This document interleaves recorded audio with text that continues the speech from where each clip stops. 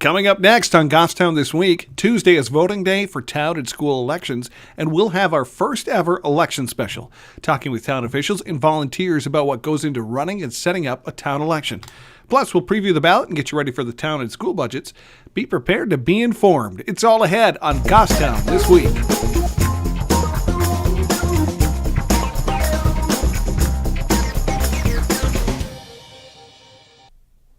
Hello and welcome to Goffstown This Week. I'm Adam McEwen, your host and coordinator here for Goffstown Television. It's our election special, and joining me is Brad Parkhurst. How you doing? Thank you for having me, Adam. You know, I think everybody knows Brad. You know, good or bad, right? Either way. Brad, of course, you are, I guess I would call you a super volunteer. You volunteer for a lot of things, but what we're talking about here is you volunteer and work with the election setup. Yes, I do. I've been doing that for about 5 years, maybe 6 years. This year is going to be pretty easy because we have one election, which is the local election, which is this coming Tuesday. Last year there were 4. 4 is a lot of elections. And of course we had the national election, we had the national primary, we had the state primary, and we had our own local election. Mm-hmm. And with the national elections and the primaries, especially the national ones, it's a lot of work.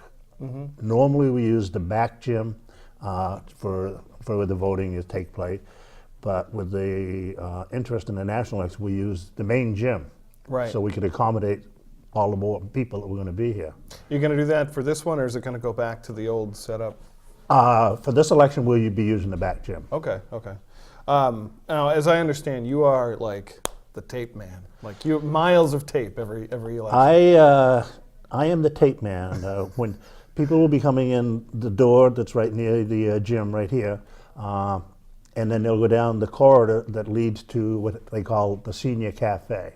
Mm-hmm. The senior cafe will be where the town reports are. Also, the supervisor of the checklist will be there for people who need to register the day of the vote. Then there are other people. There's 2 doors going into, we call it the back gym, mm-hmm. cafeteria. Sure. And we divide the population alphabetically right down the middle. And like A through M will go in through the first door, and the remainder will go through the back door, and then they'll be directed to, there'll be probably either 4 to 6 tables that will have a stand on them, that will have your letter of your alphabet. Right. You'll go to the one that corresponds to your last name. Yep. Once you get there, there'll be 2 people at the table. There will be the clerk who is going to check and ID the people, and once we've confirmed that yes, they are a valid voter, then they'll receive the ballot from the ballot clerk. Then and only then are they allowed to enter into the voting area. And there's a lot of people, like if you go in and vote, which the turnout, I'll just say it, is not nearly what it could be. No, it will be light. It will be light, especially for this election. We all know that. But there's a lot of people going there. Everybody has a job. Everything is specific. There's so many people working, and they aren't just working for 20 minutes. These people put in a long day. No, the shifts are divided into 2. They work from 7 till 1 or 1 till 7. There are many people like the town clerk, Kathy, or the moderator, Rodney Stark, or the selectmen who are also there. Mm-hmm. Their day probably is all day. Yeah, yeah. I am what they call a swing person. I'm one of a couple. I go in 2 hours early for the afternoon and spell somebody wherever needs a break for something. Then at 1 o'clock, I usually work one of the tables. Sometimes I work the curtains, mm-hmm. and I have on turn guarded the ballot machines. Guarded is not the right word, but just supervise it. Sure, sure. And then after the elections are done at 7 o'clock, I turn into a counter for the write-in ballots, process, assembling all the ballots. We have to wait until we actually receive the ballot machines from the other voting place, because remember, it's Bartlett School. Yep. So we have the 2 locations. Then once we consolidate and go through, and then there's always some ballots that may get frayed that have to be, is this a good ballot, is this not? Sure. Which is usually ruled on by the moderator, or Kathy, or the deputy clerk. There's certain people that are designated. Yep. I won't go through all the names. But back to my part being the tape man. As the people come in, they will look down on the floor and they'll see as I said, the two. I call it the yellow brick road. It's actually white pieces of paper. No, I understand that. Yeah. So since I'm P, I need to go down this aisle. M, you need to go down, and you just kind of follow it all the way. Sorting everybody and it out. guides people to which door you have to go into. Yep. And there's still people who can't read it, but that's okay. Yep. And I learned after the first time, I went out and bought a pair of knee pads because I'm down on my hands and knees. Oh yeah. We're talking miles of tape that you've laid. There's lots it's and a lots lot. of but I want to give kudos to the custodians here at the school Yep. who help us set up, and then thank God they actually take up all the paper. It kind of has to be neat once I put it down, but once we're done with it, they have a special Rip it up. scraper. Yes, and yes. it just rips it off. Yeah. That's usually Peter and Butch, but Yep. There's a lot of people that goes into it, and I don't think people understand that. They come in, they vote. If they vote, they'll come in, they vote, and then they're done. Well, there's a lot of work that goes in the day before, day after, and all that. There stuff, is. so. It's the setup involves, or actually, and the elections involve almost every department in the town. Yep. Police and fire. I mean, fire have to set up. Because we run cords. They have to check everything. Yep. Make sure meeting codes. Of course, there's police there for security. Yep. Parks and Recreation. We utilize their truck and trailer to transport everything that we need for the material that we use. Because it's all stored at Town Hall, and we bring it here, and we have to do this after school. Yes. Yes. And so we have a special way of getting it loaded. Roger, who's the custodian and maintenance down at Town Hall, he also helps out. And also Steve and Marianne Waldorf have been doing it a long time, and they have other jobs to do. Because once we get everything here, and DPW, I don't want to forget them, the voting booths that you go into, Yep. which are stored here, DPW puts those up. Sure.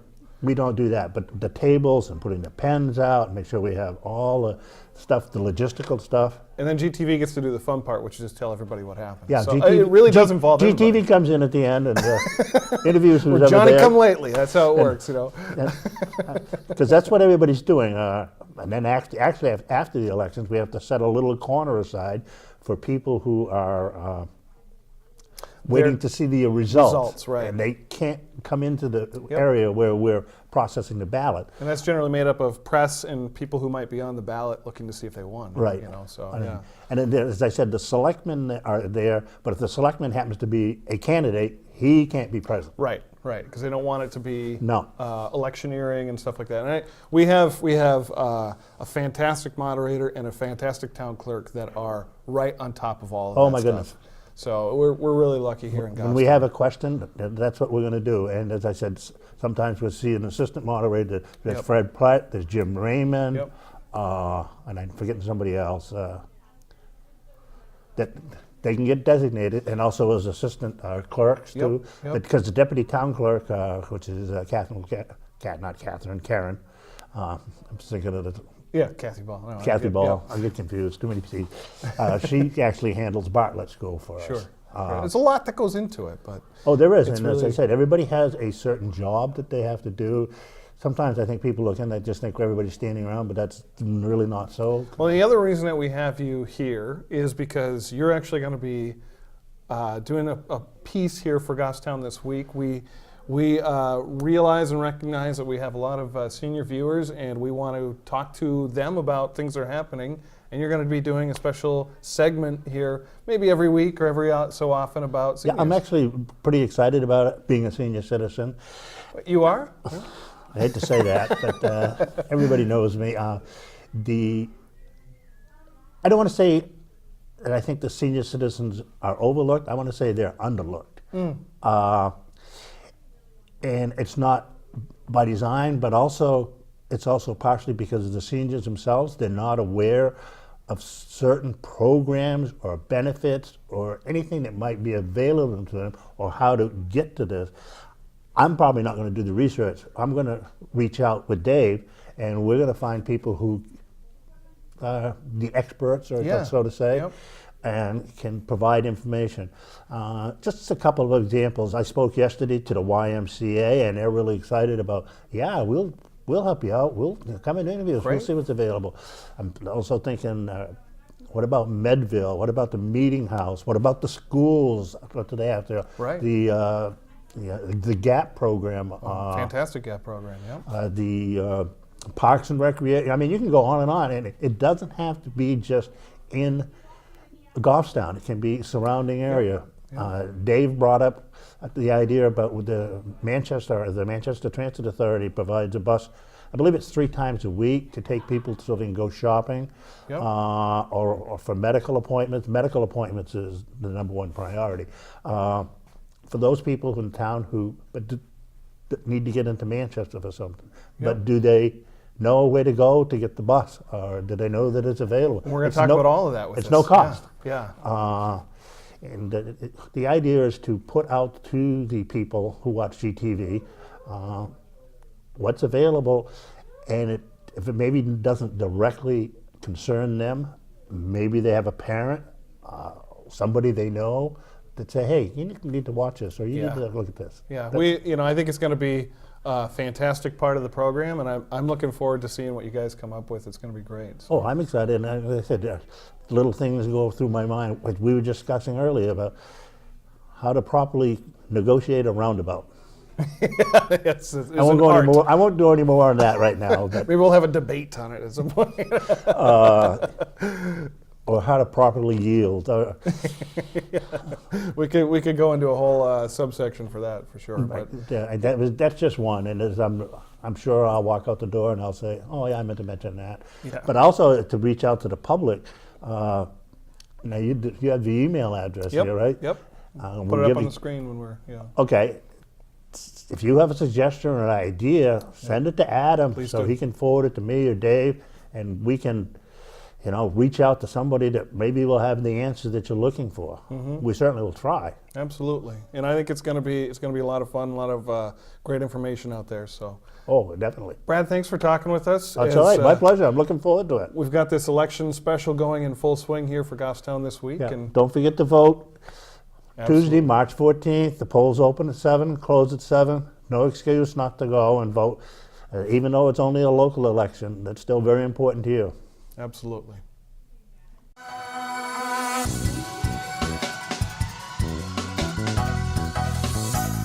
We have with us now the town moderator, Rodney Stark. Thanks for talking with us today. Glad to be here. This is one of those times where you were probably looking forward to 2017 after all the elections in 2016, right? There were 4 of them in 2016. Yeah, it was a busy year last year. This year will be just town meeting and then we're done. Done for it. That's it. Wow. Yeah, and it's good for the budget too. So Right. last year's election budget was pretty hefty. This year it's pretty light. I think one of the things we're kind of trying to focus on here is the behind the scenes a little bit about what goes into putting on an election. And I know you have some documents there with you. I find this fascinating, what you guys have to do in order to put on an election. Yes, well, I knew that you wanted to talk about what goes into putting on an election, so I thought I'd bring along a couple of documents to help explain it. I'm not going to explain everything that's in this book. You don't want to read the whole thing right This now? is this is the New Hampshire election law book that's put out by the Secretary of State's office.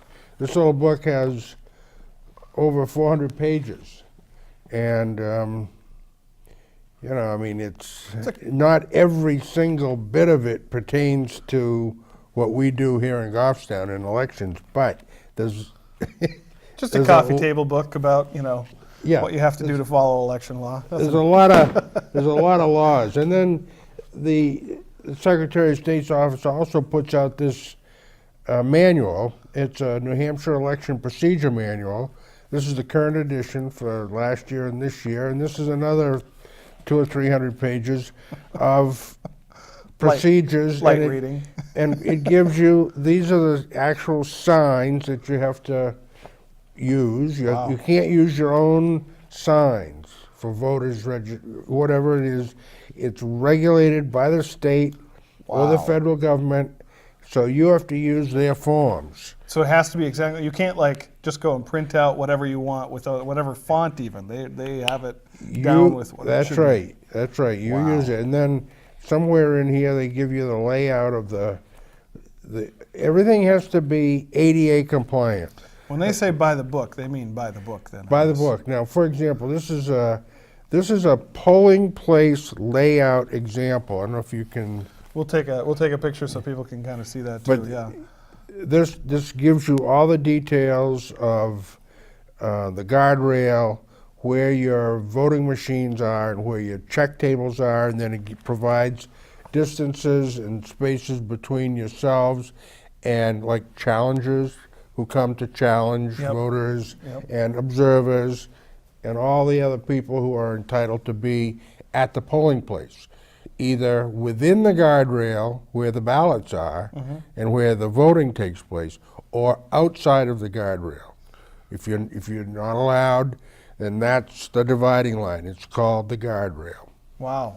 So there's no leeway in any of this. This is No, all and it's got to be that way. And what I want to do is I also brought with me. I brought with me this. These are checklists, various checklists that some of them come from that book I just showed you. This is an election day forms, supplies, and seals. It's a sample list of election supplies that the Secretary of State says you got to have. Like extension it's- cords. Yeah, they got masking tape, string. I mean, they've got Magic it all. markers. They've Wow. got it I mean, all that's laid out. minutia. That seems. Yeah, and then here's election forms and documents, an equipment checklist, all this stuff. Okay, it's all laid out. You got to have it. So if somebody is at home thinking about how their boss micromanages, they don't have any. this is beyond micromanagement on it. Right now, and then to get to your point about doing it by the book, then we have this checklist. And this is every election. The Attorney General's office comes to the polling place, and he has this 6-page checklist, and to make sure that you're doing it by the book. Wow. And if you don't, you get written up. They take this very seriously, and it's obviously for good reason. I mean, they want to make sure that nobody comes and is turned away because they didn't follow a certain set of guidelines. Well, that's right. That's right. In terms of the voter registration, I mean, all aspects. Yep. All aspects of the procedure. Starting with parking. Right. And even a couple of years ago, we had an issue when they put in the new roundabout. Yep. It caused a traffic delay for people getting in to vote. And that we got reported on that. It wasn't our fault, but it happened. So they take you all the way from the street through the ballot box, Right. making sure that you're doing everything correctly. Wow. That's an And, important business, and yeah, to it do is. all of this, I mean, you rely heavily on some volunteer help too. Oh, absolutely. And that's why I also brought this book. Which you can pick up on election day. This is the 2016 annual report. It's always available at the town meeting. I would urge people to pick it up. And it's full of information, of course. And I especially want to draw your attention to Kathy Ball's report. She's, of course, is our wonderful town clerk.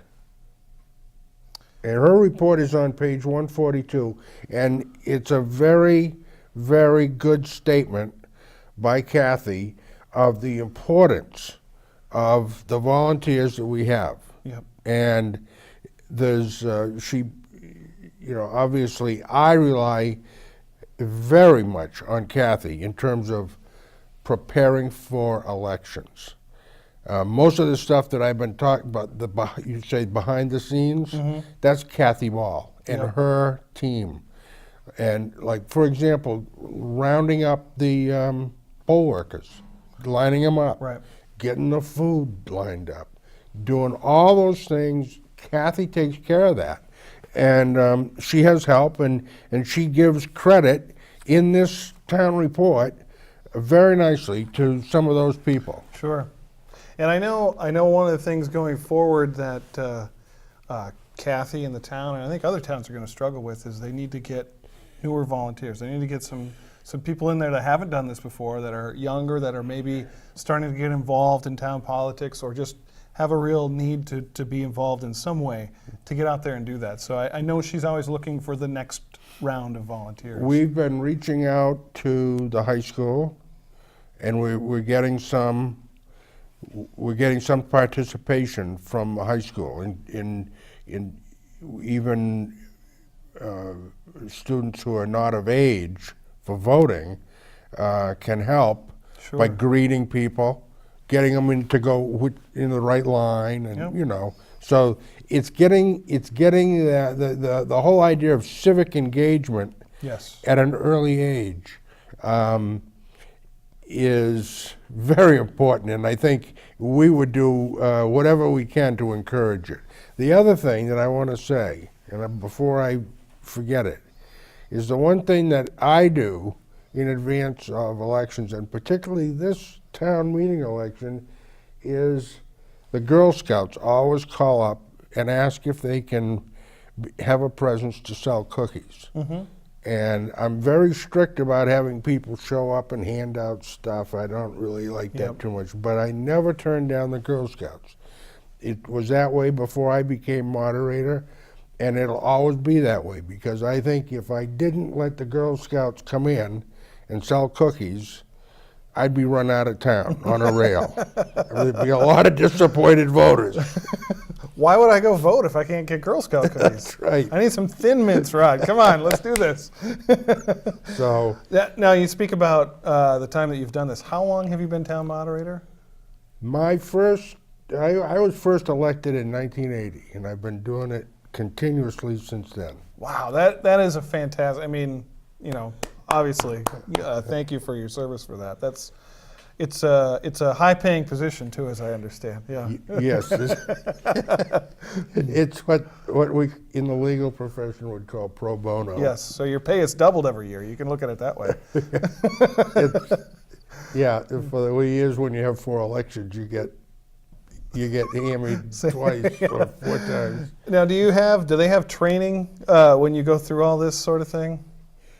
There are, yes, the Secretary of State's office, in conjunction with the Attorney General's office, sponsors yearly workshops and seminars. As a matter of fact, oftentimes they're hosted right here in Goffstown. Yeah. They use our facility.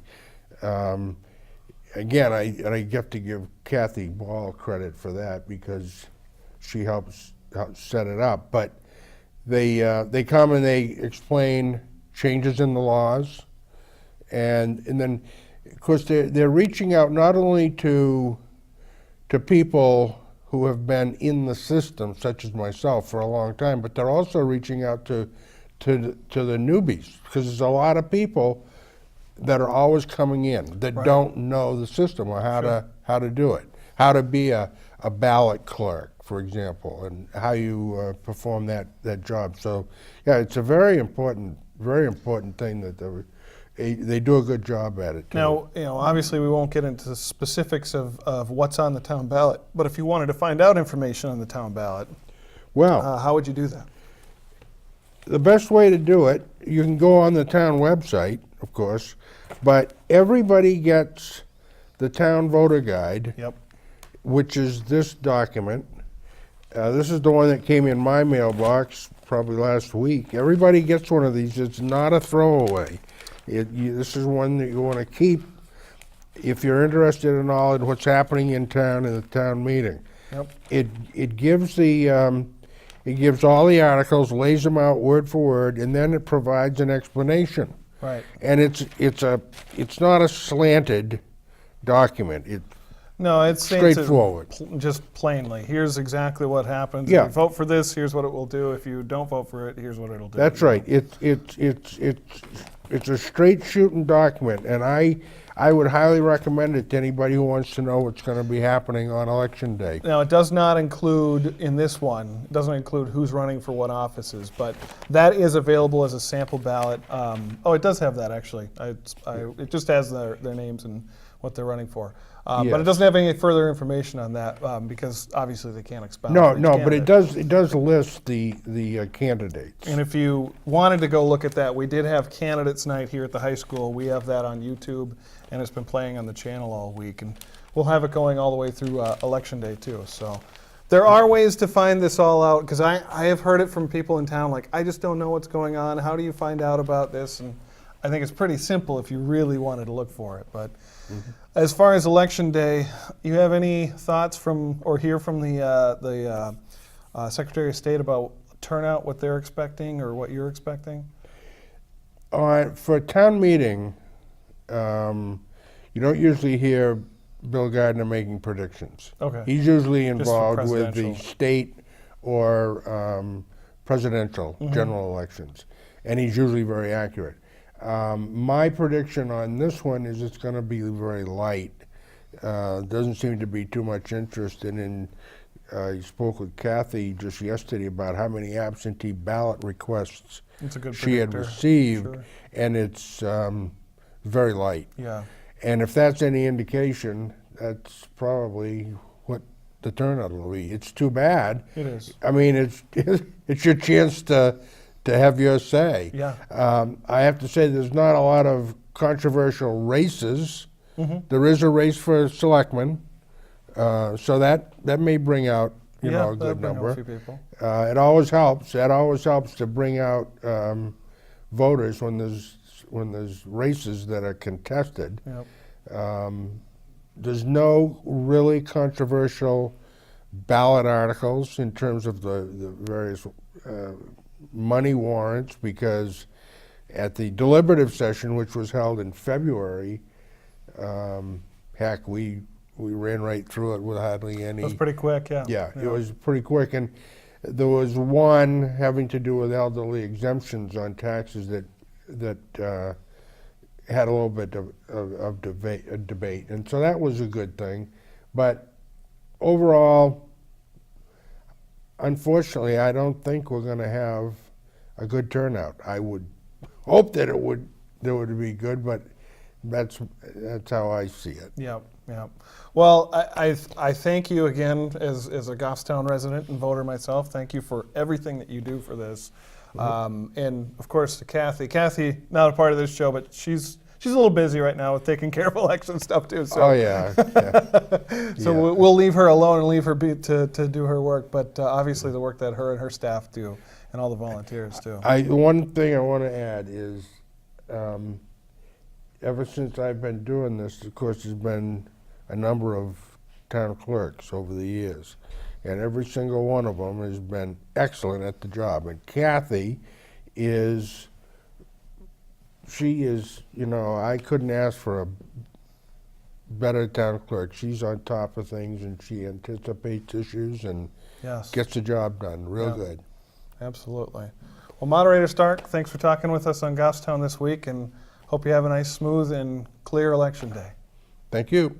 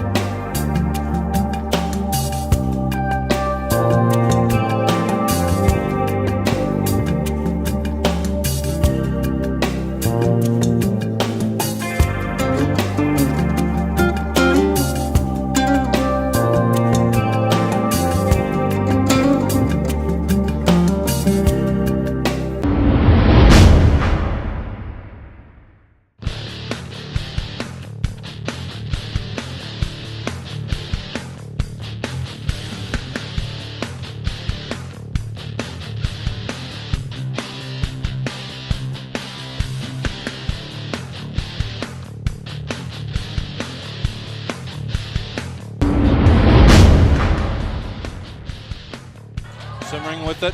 It's like they're gonna try to He's hold going to the look. last He's shot. going to try to drive. Kicks it inside. Almost Fought stolen away. for. It is stolen away. Picked up. Oh, what a dunk! and Skinner gets the dunk Whoa! at the buzzer.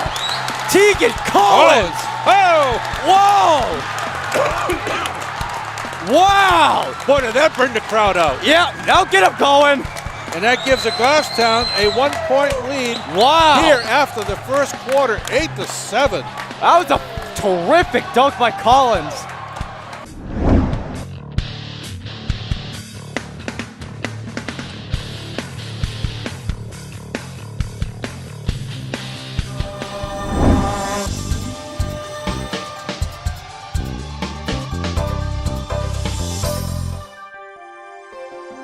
Here's 3 things you need to know from this week's town meetings. The Board of Selectmen met briefly on Monday night. They announced the annual town report is dedicated to Phil Devanza, planning board member who also served as a selectman for 23 years. He's also given time to other committees, boards, and organizations. Jean Walker, a former longtime Maple Avenue school teacher, was named Volunteer of the Year for her continued work with the ski program, Boy Scouts, the Garden Club, and serving on the Conservation Commission and as cemetery trustee. The school board discussed a plan to deal with the makeup of snow days. A plan to add time to the school day through the end of the year was rejected by the teachers' union. Adding days to the end of the year, taking days for Maple vacation, and even Saturday school were ideas that were discussed. Discussions are ongoing, and a report out will be brought back to the board at their next meeting.